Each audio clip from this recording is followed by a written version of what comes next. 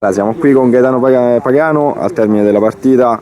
Allora, le impressioni, comunque questa partita bisognava vincerla, è una partita secca, perciò comunque bisognava sfruttare e seguire il treno. Come l'ha vista lei questa partita?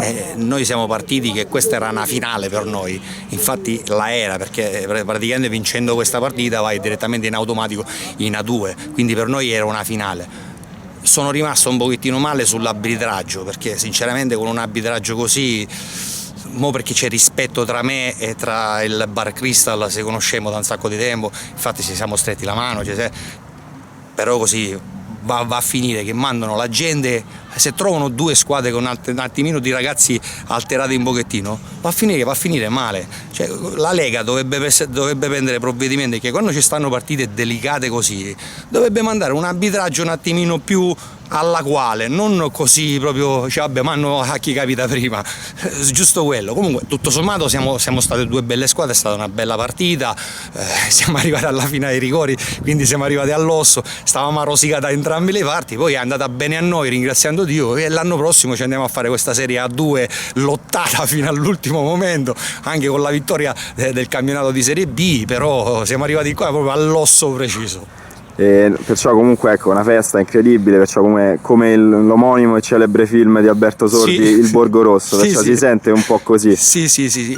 Praticamente il Borgorosso sarebbe la mia prima squadra di quando ero ragazzino, che giocavo a Catania e si chiamava Borgorosso. Allora, per portarmi un pezzo di Catania io qui a Roma, ho chiamato questa squadra Borgorosso. Però siamo andati bene, siamo andati tranquilli, poi siamo tutti ragazzetti che ci piace giocare a pallone, anche ho due promozioni, un'eccellenza in mezzo, quindi il calcio gli piace giocarlo e si vede pure, perché siamo una bella squadra, non detto solamente da me, detto da parecchia gente.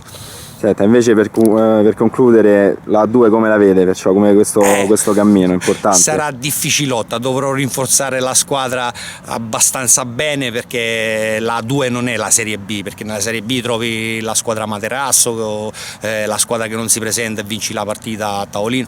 Nella A2 tutti quanti, piace ad andare in Serie A, perché sarebbe il campionato quello più top, tipo che con lo Scapicollo, contro Gleb, San Giovannella, quindi anche perché, tra parentesi, per noi da San Giovannella sarebbe un derby, perché siamo tutte e due le squadre di Passo Scuro, quindi sarebbe un derby, sarebbe proprio il colmo dei colmi.